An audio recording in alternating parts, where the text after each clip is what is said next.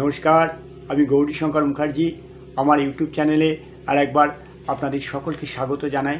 আজকের যে বিষয়টা নিয়ে আপনাদের সঙ্গে আলোচনা করব, সেই বিষয়টা আপনারা অনেকেই আমার কাছে ফোন করে জানতে চেয়েছেন, দাদা এই বিষয়ে কোনো একটা ভিডিও করুন। সেই বিষয়টা হচ্ছে আমাদের জীবনে কিভাবে বুঝবো যে তন্ত্রক্রিয়া বা ব্ল্যাক ম্যাজিক দ্বারায় আমাদের জীবনের নানা রকম ক্ষয়ক্ষতি করে রাখছে, কেউ ক্ষতি করে রেখেছে কি না। মানে এই ব্ল্যাক ম্যাজিক এবং তন্ত্রক্রিয়ার দ্বারা যে আমাদের জীবনে কোনো ক্ষয়ক্ষতি করে রেখেছে কিনা কী করে বুঝব? নিশ্চয়ই কোনো উপায় আছে, যেগুলো উপায়গুলো আমরা বাড়িতে লক্ষ্য করলে সেগুলো বুঝতে পারবো। সেই নিয়ে আলোচনা করব। আর তন্ত্রক্রিয়ায় কি কি জিনিস আছে, যেমন মারণ বলা হয়, মারণ ক্রিয়া, বসন ক্রিয়া, স্তম্ভন ক্রিয়া, উচ্চাটন ক্রিয়া, বন্ধন ক্রিয়া, এগুলো কি? এইগুলোর দ্বারায় কিভাবে আমাদের জীবনে ক্ষয়ক্ষতি করা হয়, এবং সর্বশেষ যেটা আলোচনা করব যে এইগুলো থেকে কিভাবে মুক্তি পাওয়া যেতে পারে, কি কি ছোট ছোট উপায় করলে, সেটা আপনাদের সঙ্গে দু একটা উপায় বলবো। যদি এটা মারাত্মক কোনো কিছু হয় তবে কিন্তু আপনাকে কাটাতে হবে বা করতে হবে। এগুলো আলোচনা করার পূর্বে যারা আমার এই চ্যানেলকে প্রথম দেখছেন, এর আগে কোনো দিনই আমার চ্যানেলকে দেখেননি, তারা আমার এই চ্যানেলকে সাবস্ক্রাইব করে আমার সঙ্গে নিত্য নতুন ভিডিও পাওয়ার জন্য যুক্ত হবেন। আর ভিডিওটা সম্পূর্ণ দেখবেন, সম্পূর্ণ না দেখলে কিন্তু বুঝতে পারবেন না। ভিডিওটা সম্পূর্ণ দেখবেন, দেখার পর যদি মনে হয় এই ভিডিওর মধ্যে কোনো শিক্ষণীয় বিষয় আছে বা এই ভিডিওটা অন্য কেউ দেখলে তার উপকারে আসতে পারে, তাদের মধ্যে এই ভিডিওটা শেয়ার করে দেবেন। আর ভালো লাগলে একটা লাইক অবশ্যই দেবেন। তাহলে শুরু করছি। প্রথম আছি তন্ত্রক্রিয়ায়।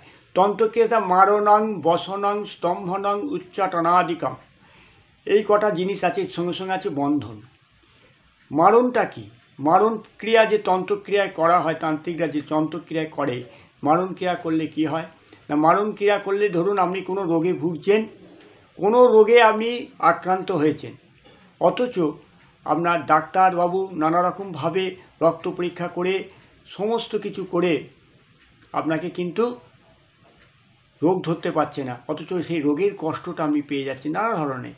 কারোর মানসিক চিন্তা, বুকের যন্ত্রণা, কারোর পেটের রোগ হয়ে যাচ্ছে, ক্রমাগত হয়ে যাচ্ছে, এই ওষুধ সেই ওষুধ, ডাক্তার পর ডাক্তার পাল্টে যাচ্ছেন, এটা হচ্ছে না। এইগুলো কিন্তু মারণ ক্রিয়া করলে। আর বসন, এরপর হচ্ছে বসনা, মানে বশীভূত করা। প্রথম কথা হচ্ছে বসনাং, কথার অর্থ হচ্ছে বশীভূত করা, বশ করে রেখে দেওয়া। সেটা কীভাবে বুঝবেন? আপনি দেখবেন এটা কারা কারা করে। প্রথমে তাকে জানুন, এই মারণ, বসন, উচ্চাটন এগুলো কারা কারা করে, কিভাবে করে, কেন করে। এগুলো কোনো বাইরের লোক এসে করে না, আপনার বাড়ির লোক বা আপনার আত্মীয় স্বজন, আপনাদের নিজেদের লোক এগুলো করে থাকে। ভালো করে মনে রাখবেন, এগুলো কিন্তু আপনাদের বাড়ির লোক, বাড়ির ভাই বোন, দাদা দিদি, কাকা জ্যাঠা, হ্যাঁ, মামা মাইমা, এই সমস্ত কিছু। এমনকি আমি দেখেছি আমার কাছে যারা এসেছে, এমনকি নিজের স্বামীও বউয়ের ওপর করেছে, বউও স্বামীর ওপর এই বসমান করেছে, বশ করে রাখার ক্রিয়া করেছে। এইগুলো নিজেদের লোকদের করে। সামান্য মাত্র একটা দেয়াল নিয়ে ঝগড়া হতে পারে, সেই দেয়াল নিয়ে তাহলে হিংসা, প্রতিরূপ হিংসার জন্যে বাড়ির মধ্যে হিংসা। আপনি ভালো মন্দ খাচ্ছেন, ভালোভাবে থাকছেন, হিংসা থেকে এটা তৈরি হয়। আপনি ভালোভাবে রয়েছেন, কিন্তু আপনি ভালোভাবে যে রয়েছেন আপনার পিছনে কিছু কাটিয়ে দিতে হবে। তাহলে কী হলো, একে কিছু একটা করা হোক, যে রোগে পড়ে যাক, নানা রকম রোগ ভোগ হোক, কোনো একটা বাড়ির দেয়াল নিয়ে, কোনো একটা সম্পত্তি নিয়ে, কোনো একটা জমি নিয়ে, যেভাবেই হোক এই জিনিসগুলোকে করা হয় যে তাদের ক্ষয়ক্ষতি করার জন্যে। তাহলে প্রথম যেটা হচ্ছে মারণ প্রয়োগ করলে কী হবে, আপনার কোনো শরীরের রোগ নেই, অথচ রোগের কষ্ট ভোগ করবে। আর বসনটা কি? বসনান অর্থাৎ বশ করা। দেখবেন বাড়িতে কেউ বড় ছোটো কেউ একটার পর একটা অন্যায় করে যাচ্ছে, যে প্রতিবাদ করে বা যে এই অন্যায়ের প্রতিবাদ করে, বাড়ির মধ্যে যে বয়সজ্যেষ্ঠ ব্যক্তি আছে যারা প্রতিবাদ করে, সে তার বিরুদ্ধে কিছু করছে না, তাকে বশ করে রেখা হয়েছে, এটা বোঝা যাবে। স্তম্ভন করা, স্তম্ভনাং হচ্ছে কি না, স্তম্ভন করার কথাটা আসছে কোথা থেকে না, স্তম্ভন করা, তাকে দাঁড় করিয়ে দেওয়া। মানে কেউ যদি কোনো অন্যায় করে বা কোনো কিছু কাজ করতে যাচ্ছে, তাকে স্তম্ভন করা হলো। বা ধরুন কেউ আমার বিরুদ্ধে শত্রুতা করছে, আমি তাকে স্তম্ভন করে দিলাম। সে আর শত্রুতা কিছুদিন করার পর ভুলে যাবে, আমার ওপর কোনো প্রতিবাদই করবে না, আস্তে আস্তে আমার লাইন থেকে সরে, তাকে স্তম্ভন করা হয়। উচ্চাটন, এরপর আসছে উচ্চাটন। উচ্চাটনটা কি না সেখান থেকে বিচ্ছেদ করে দেওয়া। কোনো জাতক জাতিকার মধ্যে ভাব ভালোবাসা হয়েছে, বাড়ির লোক চাইছে না যে এর সঙ্গে এর বিয়ে থা হোক, বা বিয়ে থা হলে বাড়ির ক্ষতি হবে, কিংবা সে ছেলেটা বাজে, কিংবা মেয়েটা মানে মহিলাটা বাজে, যার সাথে বিয়ে হবে সে পাত্রপাত্রী বাজে, দুজনকার মধ্যে মেয়ে বিবাহ হলে বাড়িতে অশান্তি হবে, তখন তার মধ্যে উচ্চাটন প্রয়োগ করা হয়, উচ্চাটন ক্রিয়া করা হয়। দেখুন এইগুলো বলছি, এগুলো যারা বিজ্ঞান মনস্ক ব্যক্তিরা আছে তারা বিশ্বাস করবেন না যে এইগুলো হবেও কি বর্তমানে এগুলোর কোনো অস্তিত্ব আছে বা এগুলো হয়। কিন্তু এই ক্রিয়ার মধ্যে যারা পড়েছেন, যারা এই মারণ ক্রিয়ার মধ্যে পড়েছেন, বসন ক্রিয়ার মধ্যে পড়েছেন, স্তম্ভন ক্রিয়া পড়েছেন, আর এর মধ্যে সব থেকে সাংঘাতিক হচ্ছে বন্ধন ক্রিয়ার মধ্যে যারা পড়েছেন তারা কিন্তু এটা মানতে পারা বাধ্য হবেন। বন্ধন ক্রিয়া বন্ধন করে রেখে দিয়েছে, বিয়ে বন্ধন করে রেখে দেওয়া হয়েছে। সে বন্ধন ক্রিয়া না কাটলে তার বিয়ে হবে না। আপনি দেখছেন কোনো ইন্টারভিউ দিয়েছেন, চাকরি পাওয়ার একদম মুখে মুখে অ্যাপয়েন্টমেন্ট লেটার হয়ে গেছে, লাস্ট পর্যন্ত দেখা গেল আপনার বিয়ে মানে চাকরিটা হলো না, বন্ধন করে রাখা হয়েছে। আপনি এবার কোনো রকম তন্ত্র বিদ্যা জানে কোনো পুরোহিতের কাছে বা তান্ত্রিকের কাছে গিয়ে আপনি বিয়ের জন্য ব্যবস্থা করলেন, সব কিছু করলেন, 7 দিন 8 দিন বা 15 দিন 1 মাস খুব ভালো কাজ হলো, তারপর দেখলেন আবার যাকে তাই। প্রথমতই বন্ধন ক্রিয়াটাকে কাটাতে হবে। বন্ধন ক্রিয়া কাটিয়ে যে বন্ধন করছে তার পিছুতে লাগিয়ে দিতে হবে, তবে সে বুঝতে হবে যে বন্ধন করলে কত জ্বালা। বারবার বলছি, যারা বিজ্ঞান মনস্ক মানুষরা আছেন তারা কিন্তু বিশ্বাস করবেন না। কিন্তু মা সারদা বলেছেন, মা সারদা কি বলেছেন? অন্ধকার থাকলে আলো আছে, শিক্ষক থাকলে শিক্ষিত থাকলে অশিক্ষিত আছে। সেরকম ভালো দিকটা যখন আমাদের থাকে, পূজা আজা যে মানুষের ভালো করে, সেটার খারাপ দিকটা অবশ্যই আছে। এটা কিন্তু যাদের ওপর প্রভাব হয়েছে তারা বুঝতে পারবে। এইগুলো তো বুঝলেন। এইবার ব্ল্যাক ম্যাজিকটা কি দেবেন? অনেকে শুনবেন যে আমার পা হাত পা জ্বালা করছে, কেউ মনে হচ্ছে যেন আমার গায়ে পিন ফোটাচ্ছে। আমি এমনও দেখেছি আমার কাছে এসেছে, সে পিন ফোটাচ্ছে, তার গা ফুটো হয়ে রক্ত বেরোচ্ছে, এরকম ব্ল্যাক ম্যাজিক, এরকম করা হয় তাদের ব্ল্যাক ম্যাজিক। এটা একটা বাজে ধরনের কাজ যারা করে থাকেন। এরা বলছে হিংসার বশে এসব করে থাকে। বাচ্চাটা ভালো পড়াশোনা করছে, হঠাৎ করে তার পড়াশোনাটা নষ্ট হয়ে যাচ্ছে। কী জন্য নষ্ট হয়ে যাচ্ছে?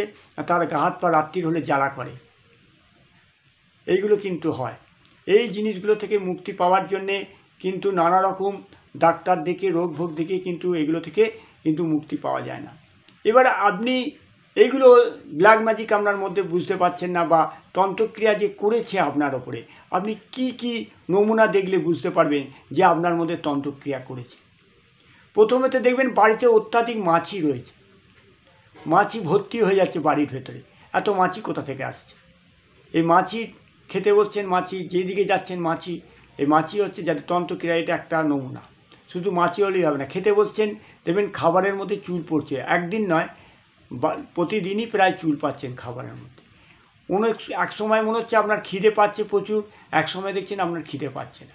আর সব থেকে যেটা মারাত্মক জিনিস, সব সময় আপনি টেনশানগ্রস্ত থাকবেন।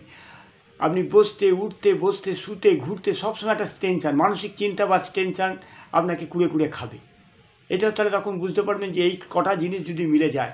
আর সব থেকে যেটা ভয়ঙ্কর, যে ভীমরুলগুলো দেখছেন, যেটা মৌমাছি না, ভীমরুল কালো কালো বড় বড় যেগুলো হয়, যারা তন্ত্রক্রিয়া করে, যেখানে করা থাকে বা ব্ল্যাক ম্যাজিক করা থাকে, সেই বাড়িতেই কিন্তু এটা বেশি ঘোরে।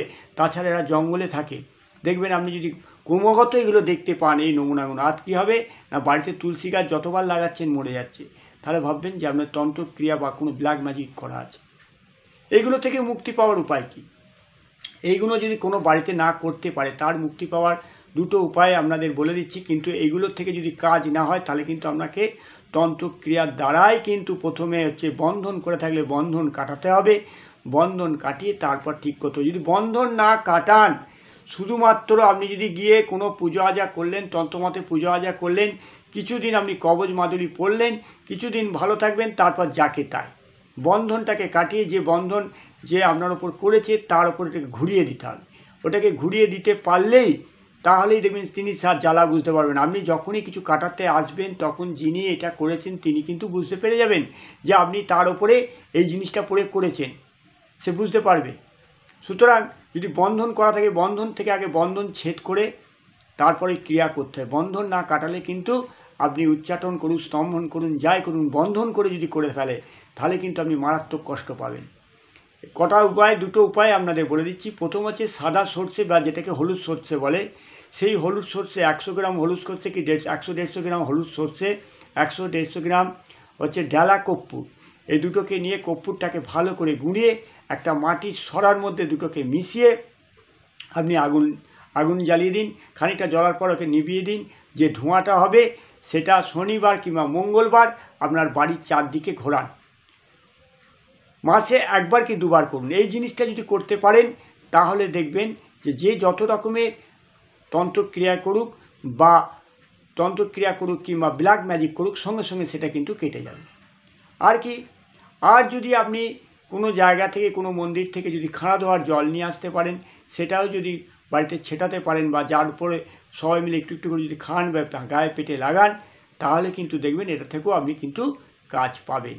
আর কি করবেন, যদি কোনো দিন যদি পাওয়া যায় একটা দুষ্প্রাপ্য জিনিস, সেটা হচ্ছে পেঁচার পালক যদি কারোর বাড়িতে রাখা যায়, কিংবা সাপের খোলস যদি এটাকে ঠিক তন্ত্রক্রিয়া করে পুজো আজা করে যদি বাড়িতে রাখা যায়, তাহলে কিন্তু জীবনে কোনো দিন যতই তন্ত্রক্রিয়া করা হোক বা ব্ল্যাক ম্যাজিক করা হোক, তার ঘরে কিন্তু কিছু করতে পারবে না।